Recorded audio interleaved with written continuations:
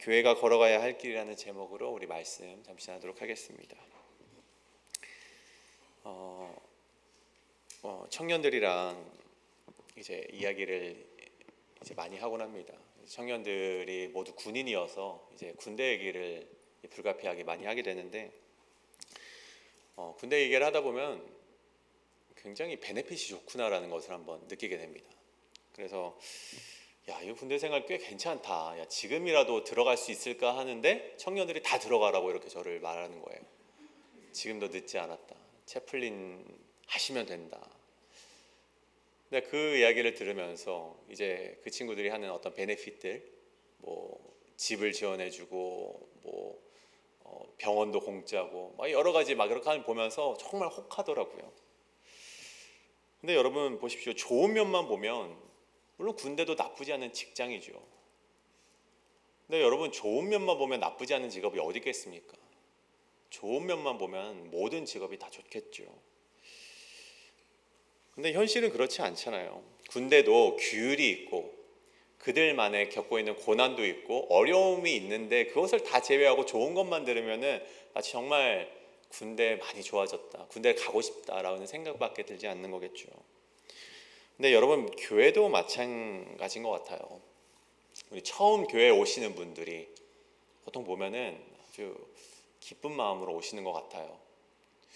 그러니까 내가 이제 예수를 믿고서 축복받아야겠다. 그래 예수님이 나를 사랑하신다니까 내가 그 사랑을 받기 위해서 교회에 나와야겠다. 혹은 이제 뒤늦은 나이에 내가 이제는 예수님을 영접하고 천국에 가야겠다라는 그런 천국 소망을 가지고 교회를 오시는 분들이 있는데, 여러분 막상 교회를 오면 여러분 어떻습니까? 여러분 그들의 기대와 사실 그렇게 맞닿아 있지 않잖아요. 교회 신앙생활이라는 게. 막상 교회를 다니면 현실이 너무나도 무거워서 교회에 왔더니 예수님께서 뭐라 그러세요? 십자가까지 더 물어주시잖아요. 내 짐도 무거워 죽겠는데 우리 예수님은 십자가까지 짊어지라고 말씀하십니다. 그러니 여러분 얼마나 이 새신자가 이 자유를 얻고자 왔지만 족쇄 차는 느낌을 면할 수가 없다는 것이죠. 근데 여러분 왜 그럴까요?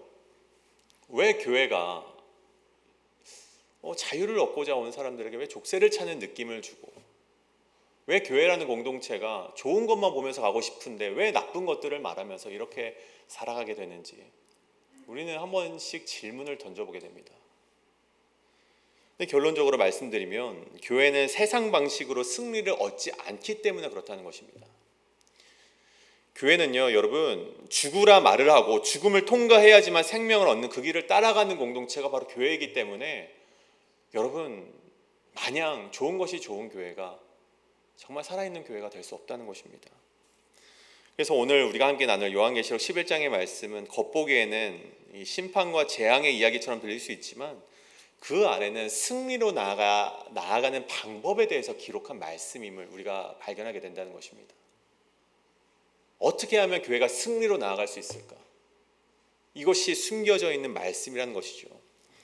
그래서 오늘 우리는 이 본문 말씀을 통해서 이 말세를 살아가는, 예수님이 이미 오셨고 다시 오실 그때를 기다리는 그 말세를 살아가는 우리가 어떠한 마음과 어떠한 결단으로 살아가야 하는가, 이 시간 잠시 두 가지로 살펴보고자 합니다.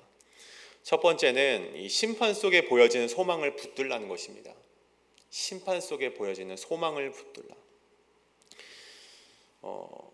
여러분 이제 11장 1절 말씀 보면 요한은 지팡이 같은 갈대를 받아 성전과 제단 그리고 경배하는 자들을 측량하라라는 명령을 하나님으로부터 듣습니다.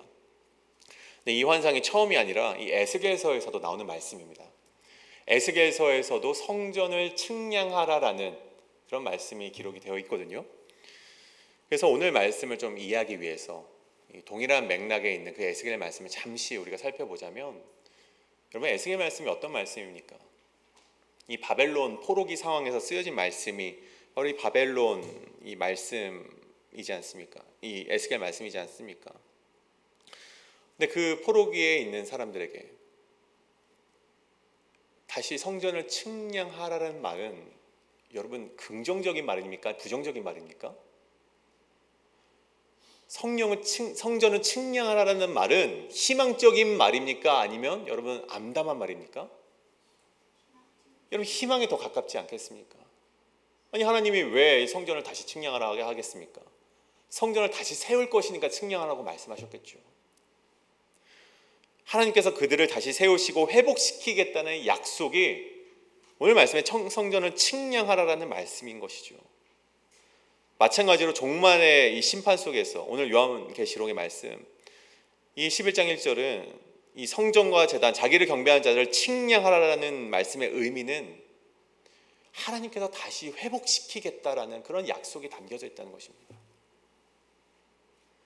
내 백성이 누구인가 분명히 하겠다. 그러니까 경배하는 자들을 다 측량해라. 성전을 다 측량해봐라. 내가 다시금 세우겠다.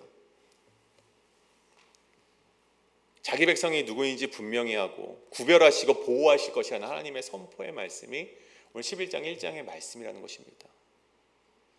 근데 이와 대조적으로 2절에 보시면요 어떻게 말씀하는가 보니 성전 바깥 마당은 측량하지 말고 그냥 두라. 이것은 이방인에게 주었은즉 그들이 거룩한 성을 42달 동안 짓밟으리라. 그래서 성전 바깥 마당이라는 표현이 있죠. 물론 이거 구약의 이 성전에 대한 모형을 말하는 것 같아요. 이 성전 안에는 성소와 지성소가 있고 그 바깥들에는 뭐 여인의 뜰이 있고 뭐 이스라엘의 뜰이 있고 뭐 이방인의 뜰이 있잖아요. 근데 오늘 말씀에서는 이방인의 뜰을 말하는 것 같습니다. 근데 하나님께서 말씀하시길 그 이방인의 뜰을 측량하지 말라는 것입니다. 여러분 이 말씀은 이 성전 바깥에 있는 자들은 하나님의 아웃 오브 사이트라는 것이죠. 눈 밖에 난 자들이라는 거예요. 그것들은 이방인들에게 준 것이고 내 백성들은 성전 안에 거하게 하겠다. 그 성전 안에 거한 사람들은 내가 보호하겠다. 물론 여기서 말하는 여러분 이방인이란 물론 이스라엘 백성이 아닌 다른 민족들을 가리키는 말이 아닙니다. 이 상징으로 가득한 요한계시록의 말씀에서 하나님을 믿지 않는 사람들, 회개하지 않는 사람들을 가리켜서 이방인들이라고 지칭을 했죠. 그러니까 하나님께서 그 이방인들, 하나님을 믿지 않는 자들을 바깥 마당에 두고 내가 저들은 내 백성으로 삼지 않겠다라는 말씀을 하고 있는 것입니다. 그럼에도 불구하고 여러분 오늘 말씀에 계속되는 말씀을 보면 그런 이방인들에게도 하나님께서 두 가지 권리를 허락하셨음을 보게 됩니다. 첫 번째는 이 바깥 마당을 이방인들에게 허락하셨다는 것이고 두 번째는 42달이라는 기간을 악인들이 활개칠 수 있도록 놔두셨음을 의미한다는 것입니다. 여러분 보십시오. 우리 성경을 보면 이 구원사를 보면 여러분 하나님께서 한 나라를 심판하시기로 결정을 하셨을 때 마음을 먹으셨을 때 여러분 곧바로 심판을 하십니까? 아니면 좀 기다려 주십니까? 우리는 말씀을 통해서 이미 알고 있듯이 기다려 주신다는 거예요. 왜 기다리시는가? 여러분 그 사람이 하나님의 백성이라면 회개할 수 있는 기회를 주시기 위해서 기다려 주시는 것이고 그 사람이 악인이라면 그 악이 조금 더 분명해질 때까지 하나님께서 기다려 주신다는 것입니다.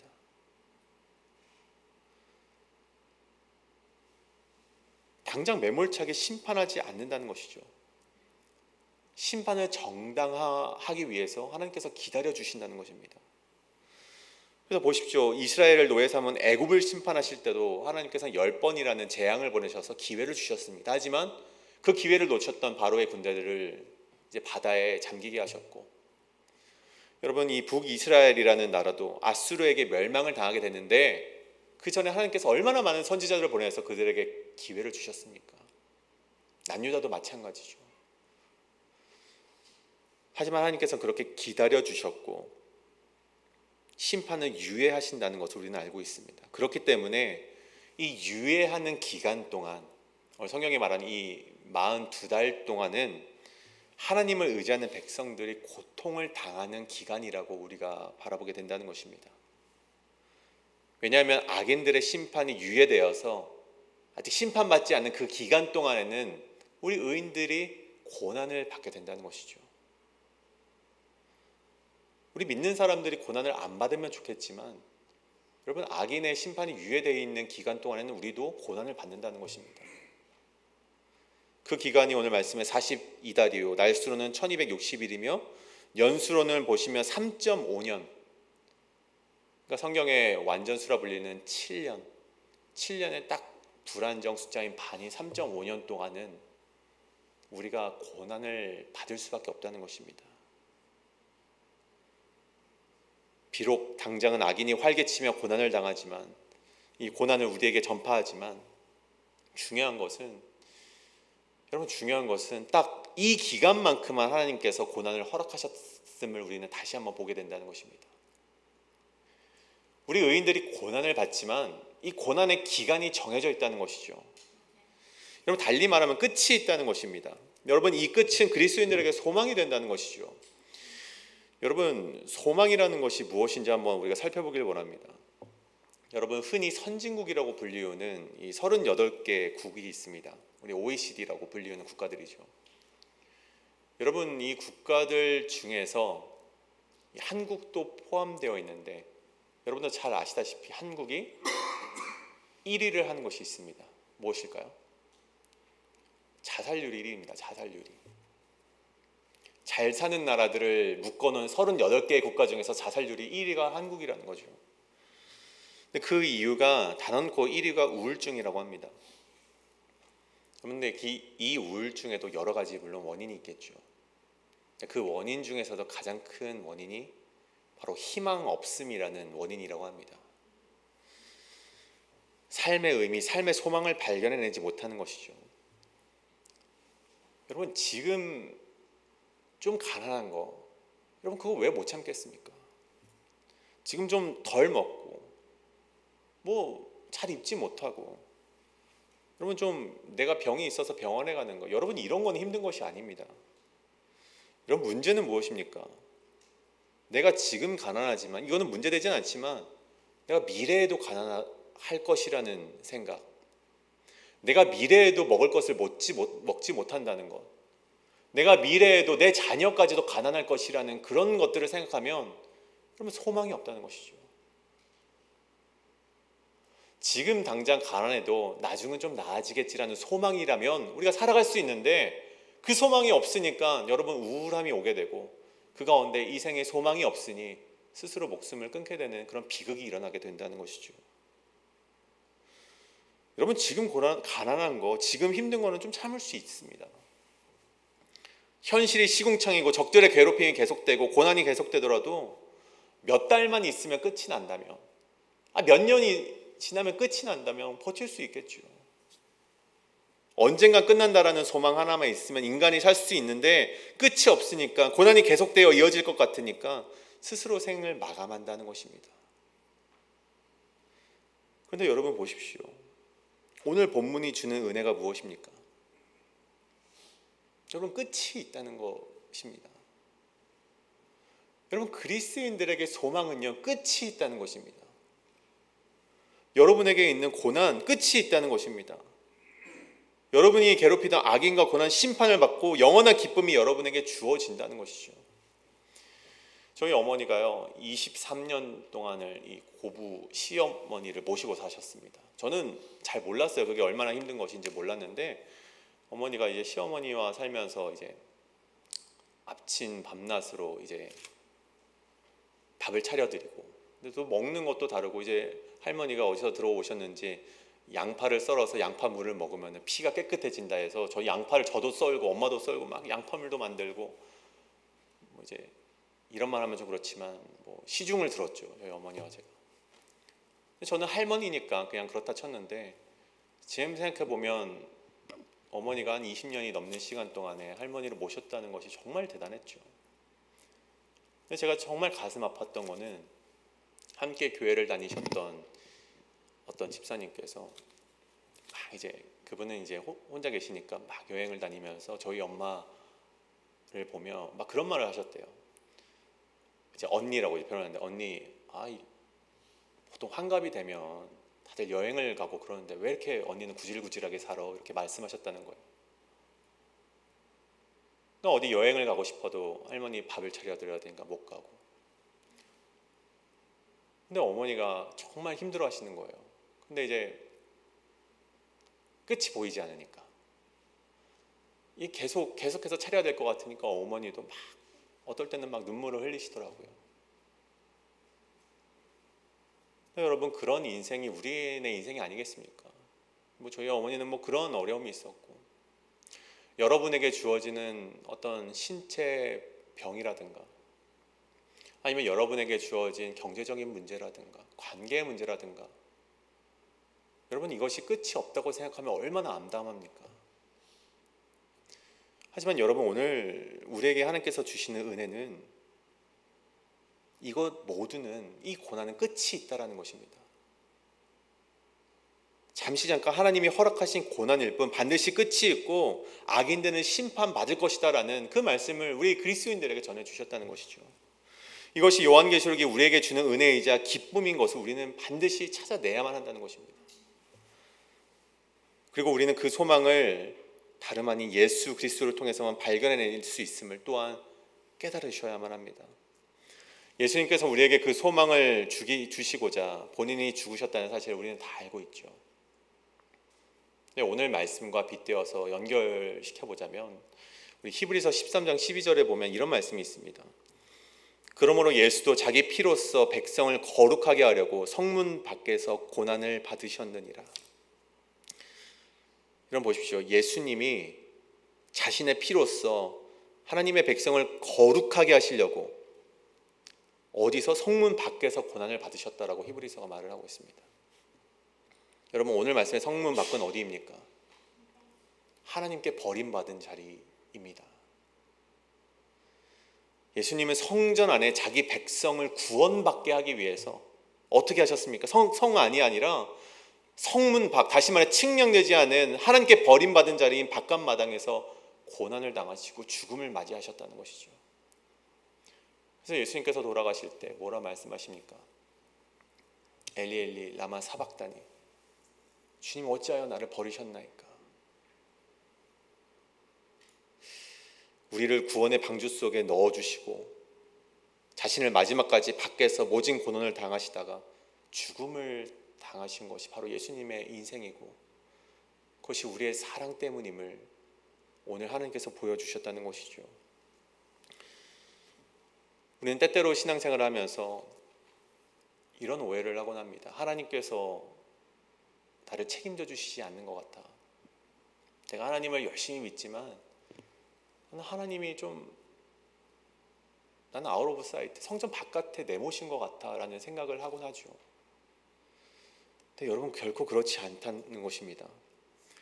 여러분, 바깥 마당에 서 있는 것은 우리가 아니라 누구십니까? 예수 그리스도라는 것이죠. 예수님께서는 자신이 버림받고 우리를 집어넣으시기 위해서 자신은 바깥에서 우리를 막 집어넣고 계시는 거예요. 성전 안으로 집어넣으시는 거예요. 자기의 피로써 우리를 집어넣으시면서 너는 좀 살길 바란다라면서 우리를 살리시는 은혜가 바로 예수 그리스도의 사랑이라는 것입니다. 여러분 지금 어디에 서 계십니까? 성전 안에 서 계십니까? 성전 바깥에 서 계십니까? 하나님께서 측량하시고 보호하시는 그 거룩한 영역 안에 서 있는 성도는요, 아무리 세상이 조롱하고 핍박하여도 결코 무너지지 않습니다. 왜냐하면 오늘 말씀에 하나님께서 그들을 보호하시기로 하나님이 작정하셨고 약속하셨기 때문이라 말씀하셨기 때문입니다. 여러분, 이 시대 속에서 짓밟히고 조롱당하시고 무시받으시더라도 포기하지 않으시길 바랍니다. 주님은 자신의 백성을 측량하셨습니다. 몇 명이나 됐는지, 어떠한 사람들이 있는지 하나님께서 세세토록 측량하셨고 그 사람을 구원해 주시기를 약속하셨기 때문에 여러분, 그 말씀을 의지하며 살아가시는 여러분 되시길 간절히 소원합니다. 이 시간 이것이 첫 번째, 이 심판 속에서 보여지는 소망을 붙들라는 것입니다. 우리 마지막으로 두 번째는 교회는 죽어야만 한다는 것입니다. 교회는 죽어야만 한다. 이어서 이 요한은 이 두 증인에 대한 이야기를 시작합니다. 오늘 하나님께서 두 증인에게 권세를 주신다고 말하면서 그들이 굵은 베옷을 입고 1260일을 예언할 것이라고 성경이 기록하고 있죠. 근데 여러분, 여기서 두 증인이 누구입니까? 두 증인이 누구인지 우리 알아야겠죠. 이 본문 4절에 보면 힌트가 나옵니다.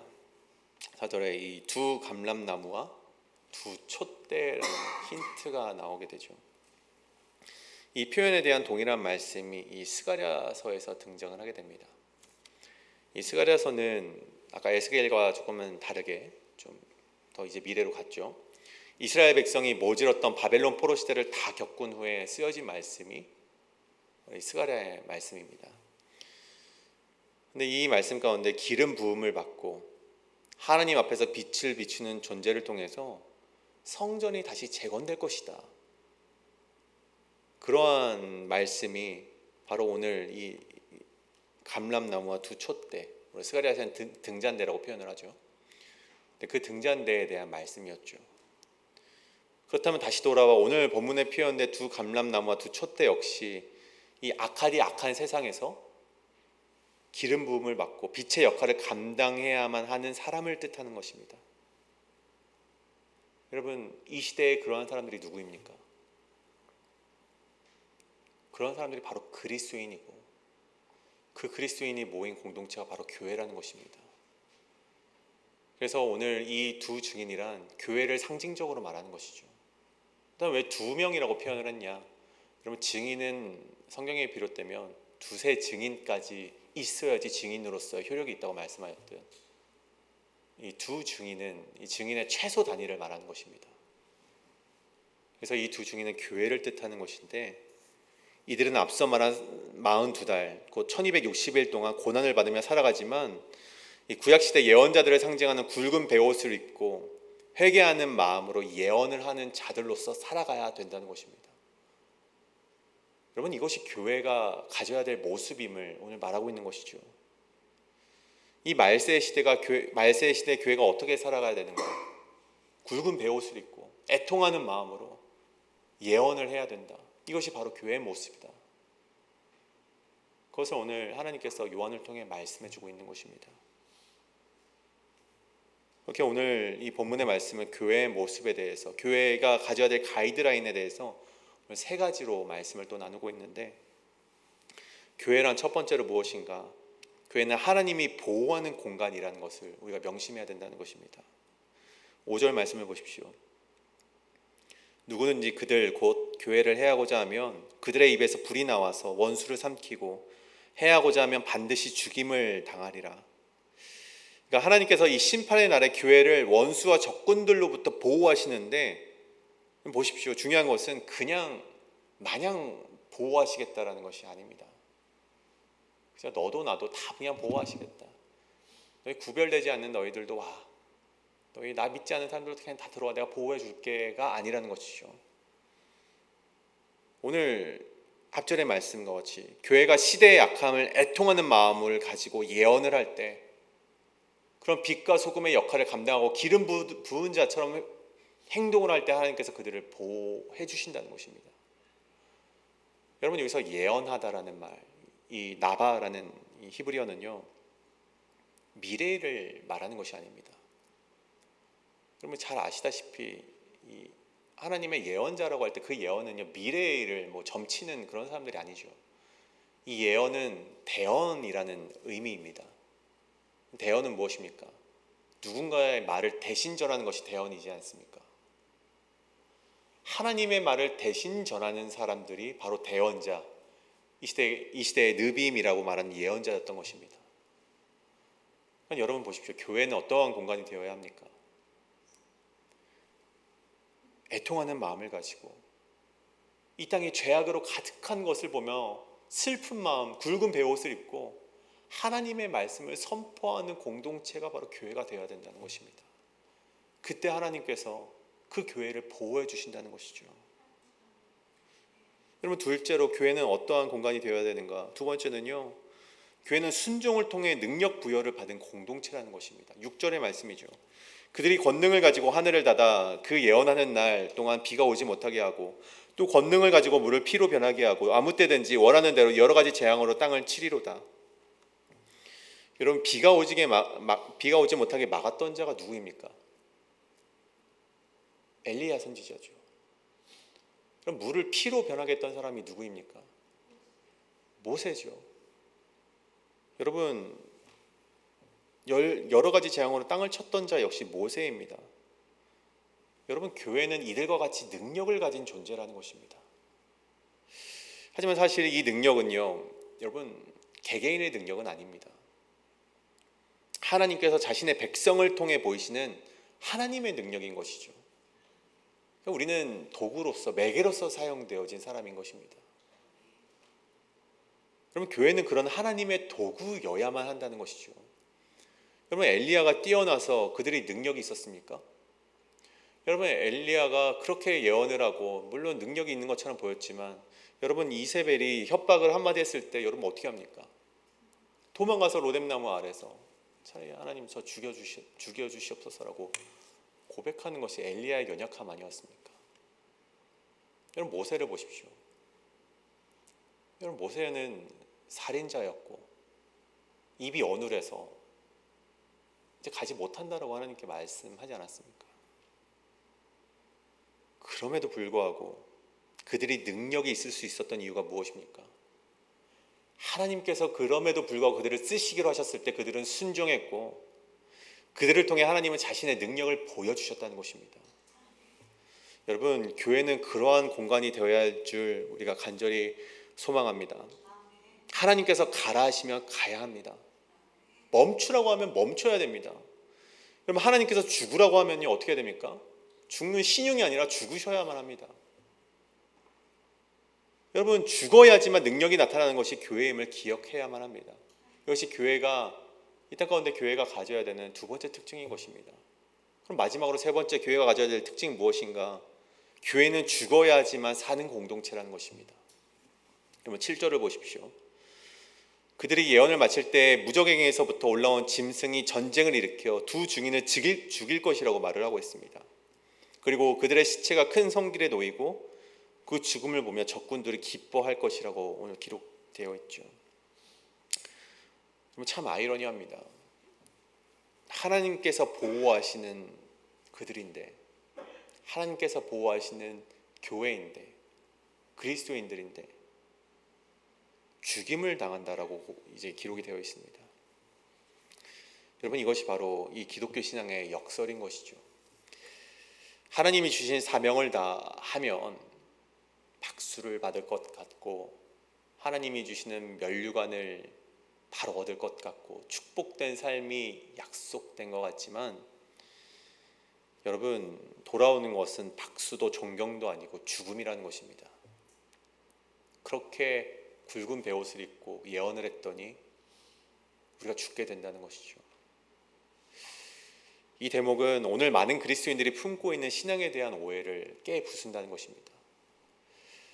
마치 하나님 일을 잘하면 하나님이 축복으로 갚아주실 것이야 라는 계산이 우리 안에 자리 잡고 있지만, 여러분, 그렇지 않다는 것이고, 우리는 죽게 되고 세상은 그것을 보며 기뻐한다는 것이 정말 우리 그리스도인이 알아야 하는 하나님 나라의 법칙이라는 것이죠. 죽은 교회, 그것이 바로 세상이 기뻐하는 교회인데, 여러분, 이것을 반대로 한번 생각해 보십시오. 그렇다면 살아있는 교회란 세상이 좋아하는 교회입니까? 싫어하는 교회입니까? 싫어하는 교회가 되겠죠. 죽은 교회를 세상이 기뻐한다면 살아있는 교회는 세상이 싫어하고 세상이 죽이고 싶은 교회가 된다는 것입니다. 다시 말해, 세상과 갈등 없는 교회, 세상의 세속과 함께 걸어가는 교회는 교회로서의 사명을 저버리고 있다는 것을 오늘 성경 말씀이 우리에게 전해주고 있다는 것입니다. 결국 하나님께서 세례 요한을 통해 말씀하는 바는 교회는 죽음을 지나야 한다는 것입니다. 세상의 기준에서 죽어야 되는 것이고, 세상의 방식에서 죽음을 맞이해야 된다는 것입니다. 사람들에게 인정받기보다 철저히 외면당하고 죄를 낱낱이 인정하고 고하며 결국 죽임을 당해야만 그것이 교회로서의 역할을 다할 수 있다는 것이죠. 근데 여러분 보십시오. 그렇게 죽음을 맞이하고 나서 얻게 되는 것이 있습니다. 11절을 보십시오.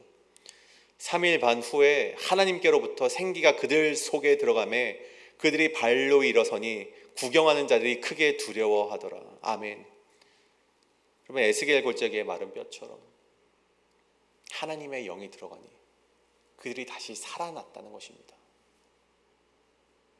두 증인은 죽고 무시당했지만 하나님의 시간에 하나님의 능력으로 다시 살아나는 은혜를 그들이 경험하게 되었다는 것이죠. 여러분, 이것이 교회가 살 수 있는 유일한 길임을 반드시 기억하시길 바랍니다. 여러분, 죽어야지만 사는 것입니다. 여러분, 교회는 죽어야 합니다.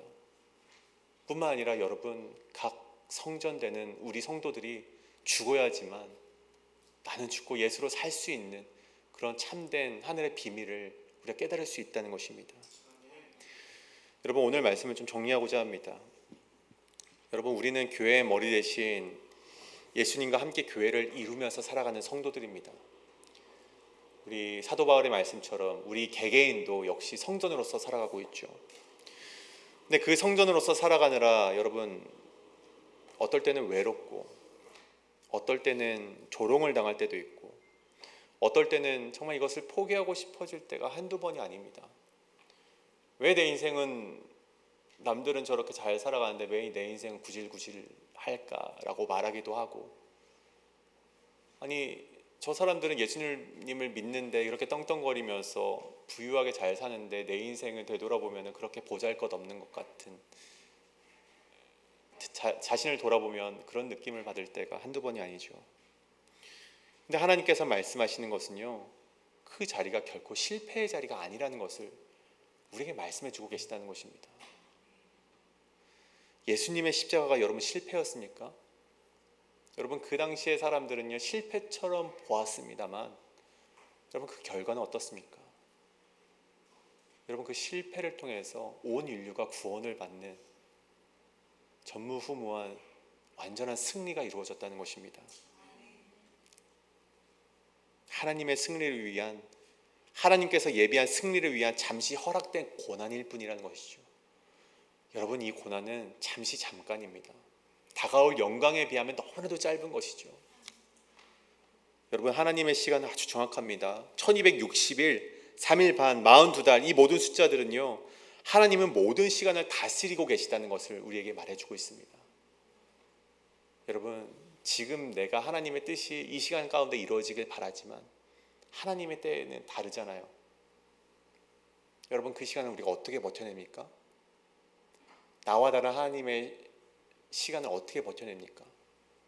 우리는 그것을 믿음이라고 부릅니다. 내가 원하는 때에 오지 않더라도 하나님의 때가 가장 선하다는 것을 믿음으로 우리는 기다릴 수 있다는 것이죠. 여러분, 외롭고 고단한 길을 걸어가실지라도 여러분, 그것이 예수님의 이름을 위한 길이라면 여러분에게 분명한 소망이 있음을 믿으시길 바랍니다. 고난을 두려워하지 마십시오. 또한 죽기를 두려워하지 마십시오. 반드시 승리할 것을 믿으시는 저와 여러분 되시길 간절히 소망합니다. 여러분, 이러한 말씀에 따라서 우리는 주의 백성이오니 이 시간 함께 찬송하실 때 그 말씀에 따라서 함께 이 시간 함께 하나님께 고백 올려드리도록 하겠습니다.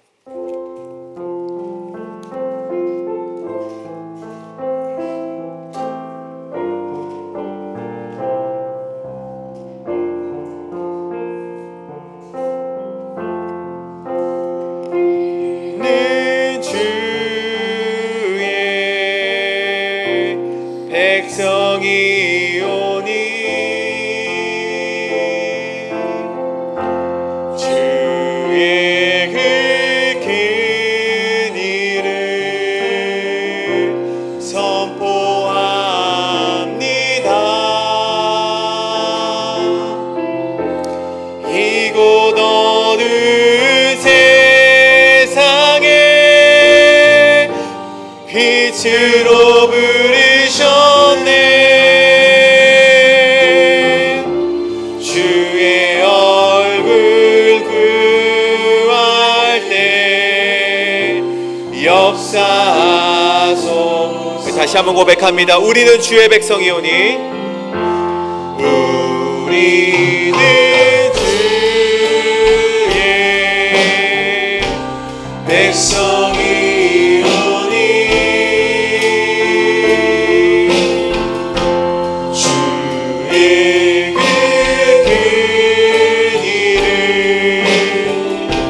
선포합니다.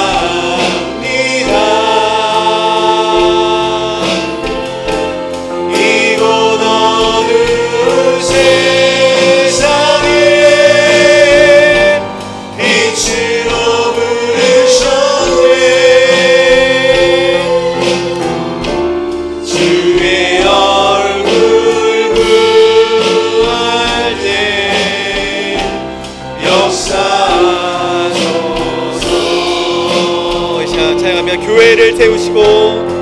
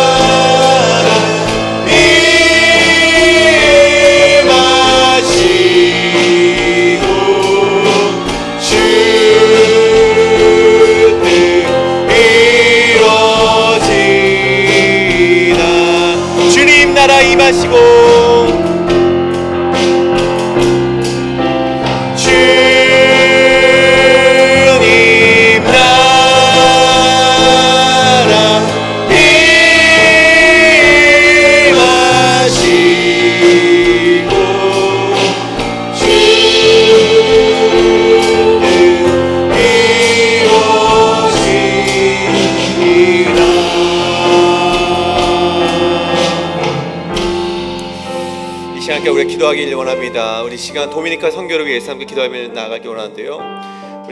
우리 도미니카 단기 선교 팀원들을 위해서 함께 기도하길 원합니다. 우리 담임 목사님, 유리 담임 목사님과 선교위원장이신 이태호 장로님, 우리 남산 지사님, 유중근 전사님, 그리고 우리 남해란 지사님, 김정숙 지사님, 그리고 최경배 지사님, 이동환 형제, 우리 카리나 암스트롱을 위해서 우리 함께 기도하실 때 정말 그들이 정말 우리에게 막중한 책임을 가지고 정말 죽음의 복음의 빛을 전파하기 위해서 그 자리에 갔습니다.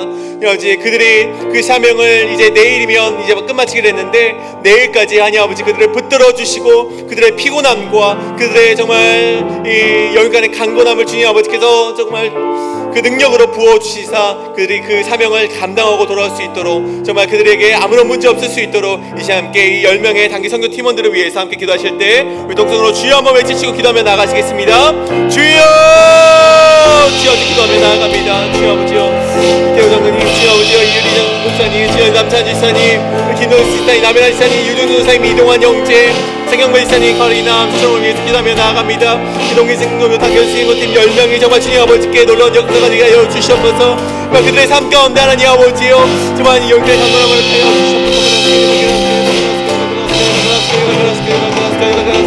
주여 아버지요, 정말 그들의 삶을 통하여서 하나님 아버지요, 그 도미니카 땅에 복음이 전파되게 하여 주시옵소서.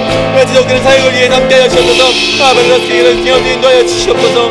그들의 삶이 하나님 아버지께 유일한 길이 되게 하여 주시옵소서. 주여 아버지 언제나 주님 아버지 함께 하여 주시옵소서. 도와주시옵고 언제나 주님만을 바라볼 수 있는 주여 아버지 놀라운 역사가 되게 하여 주시옵소서. 주여 아버지 언제나 주님만을 바라보게 하여 주시옵소서. 주님 아버지 인도하여 주시옵소서. 주여 아버지 언제나 주님 아버지 인도하여 주시옵소서. 주여 아버지 우리가 기도하며 나아갑니다. 주여 아버지여, 도미니카 단기 선교팀들이 하나님이 보시기에 기쁜 사역이 될 수 있도록 주여 아버지여 도와주시옵소서. 주여 언제나 주님만을 바라보게 하여 주시옵소서. 언제나 주님만을 바라보는 역사를 주님 아버지 인도하여 주시옵소서. 주님께서 함께하여 주시옵소서. 인도하여 주시옵소서. 이 시간 다시 한번 기도하실 때 우리 지속되는 내일의 사역을 위해서 기도하길 원합니다. 우리 계속되는 VBS 150명 정도 되는 아이들이 왔다고 합니다. 우리 그 아이들에게 복음을 전파하고 하나님의 메시지를 전파하기 위해서 우리 함께 힘쓰는 단기 선교 팀원들과 그곳에 세워진 많은 선교사님들이 계십니다. 정말 그들의 사역이 정말 지치지 않고 정말 아이들에게 복음을 전파하는 사역이 될 수 있도록 기도해 주시고, 또한 우리 가가호 우리 전도가 그 무더운 날씨 속에서도 비가 오는 날씨 속에서도 멈추지 않고 정말 지금 나아가고 있는데, 우리 내일도 정말 그 어려움 속에서도, 환경적인 어려움 속에서도 우리가 그 말씀을 전파할 때, 정말 복음을 전파할 때 하나님이 그 발길 가운데 동행하여 달라고 이 시간 기도하기를 원합니다. 우리가 이 시간 우리 사탄 마귀가 정말 어떠한 요소로들로 틈타지 않을 수 있도록 강하게 막아주시길 바라는 마음으로 내일의 모든 두 가지 사역을 위해서 이 시간 기도하실 때 다시 한번 우리 합심하여 통성으로 기도하며 나가시겠습니다. 기도합니다. 주여 아버지, 기도하며 나아갑니다. 주여 아버지요, 내일도 지속되는 사역이 있습니다. 주여 아버지요, 내일 날씨를 좋은 날씨로 허락하여 주셨고 환경적인 요소들 때문에 한여지 우리의 복음의 확장이 멈춰지는 일이 없을 수 있도록 주여 아버지요 도와주시옵소서. 주여 아버지, 그의 삶이 정말 하나님 복음을 전파하는 삶이 멈추지 않을 수 있도록 주여 아버지요 도와주시옵소서. 언제나 주여 아버지께 함께 하시옵소서. 주여 아버지 함께 하여 주시옵소서. 언제나 주님만을 바라보게 하여 주시옵소서. 주여 아버지, 언제나 주님만을 바라봅니다. 주여 아버지,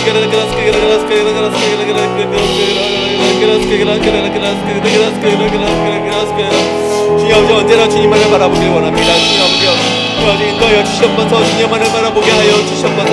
주여 아버지, 인도하여 주시옵소서. 언제나 주님만을 바라보게 하여 주시옵소서. 주여 아버지요, 우리가 우리 함께 기도합니다. 주여 아버지, 보내는 성전으로서 주여 아버지 우리가 함께 기도하며 나아가오니 주여 아버지 도와주시옵소서. 언제나 주님만을 바라며 나아갑니다. 주여 아버지요, 우리가 할 수 있는 것은 기도뿐에밖에 없습니다. 주여 아버지, 저들이 아픈 가운데서도, 주여 아버지 어려움 가운데서도 하나님의 복음을 전파하기를 멈추지 않을 수 있도록 여러 가지 환경 요건을 아버지께 받쳐 주시옵소서. 그런 능력으로 아버지 보호하여 주시옵소서. 그리고 10명이나 되는 VBS 사역이 그만 이어지 성공리에 맞아질 수 있도록 주여 아버지여 도와주시옵소서. 언제나 주님 아버지께 바라봐 주시옵소서.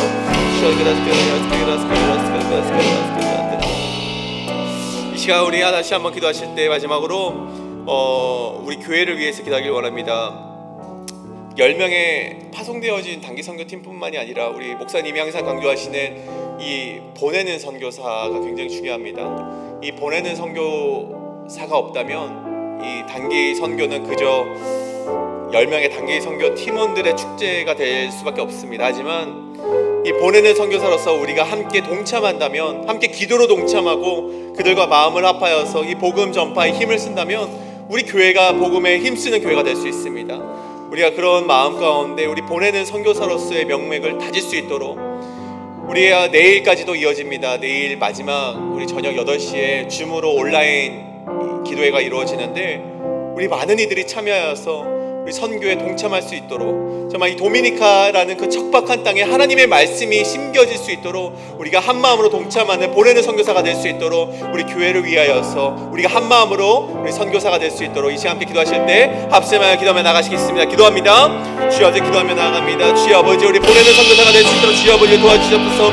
우리 모든 교회 성도님들이 교회 내는 선교사로서 하나의 명맥을 유지할 수 있도록 주여 아버지여 도와주시옵소서. 주여 아버지, 보내는 선교사로서 주여 아버지 우리 교회가 한 마음이 되게 하여 주시옵소서. 그저 10명의 축제가 되지 않을 수 있도록 하여 주시옵고 우리 모두가 한 마음이 되어서 주여 아버지 그들의 가운데 하나님의 말씀을 전파하는 자들 될 수 있도록 주여 아버지여 도와주시옵소서. 언제나 주님 아버지께 나아갑니다. 언제나 주님 아버지 우리가 주님께 붙들며 기도하며 나아가오니 우리가 기도하는 가운데 선교의 명예가 지킬 수 있도록 주여 아버지 도와주시옵소서. 언제나 주님만을 바라보게 하여 주옵소서.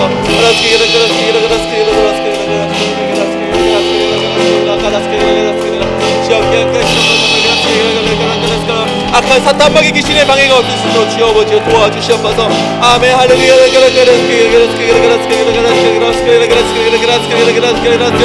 주여 아버지, 우리가 함께 기도하며 나아갑니다. 주여 아버지 도와주시옵소서. 언제나 주님만을 바라보며 나아가오니 주여 아버지 도와주시옵소서.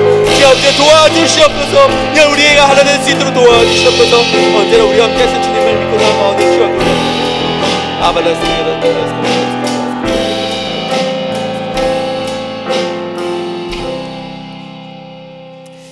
사랑이 많으신 하나님 아버지, 우리가 이 말세를 살아가는 시간 가운데 고난을 당하고 고통을 당하고 때로는 외롭고 아무도 알아주지 않는 것 같은 인생이 오나 주님 아버지께서 말씀하시길 승리하셨다라고 말씀하셨고, 주님 아버지 이 가운데 외롭지 않다, 내가 성전 바깥에 서서 내가 죽음을 당할지언정 너는 내가 살리겠다라는 그 주님의 말씀 가운데 우리가 하나님 아버지 그 은혜를 힘입어 오늘을 살아갈 수 있도록 인도하여 주시옵소서.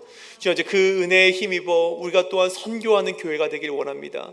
이렇게 선교하는 성도님들이 되길 원합니다. 주여 아버지여, 특별히 우리 도미니카 단기 선교를 떠나간 가운데 있습니다. 주여 아버지께서 보내셨고 그 땅의 복음에 정말 한 줄기 씨앗을 심기 위해서 우리가 떠났사오니 주여 아버지여, 그 가운데 주님께서 함께하여 주시옵고 주여 아버지여, 우리가 심겨진 작은 씨앗이 하나님 나라를 이루는데 아주 큰 정말 열매로 맺힐 수 있도록 주여 아버지여 도와주시옵소서. 이를 위하여서 온 교우가 함께 기도하며 나가길 원합니다.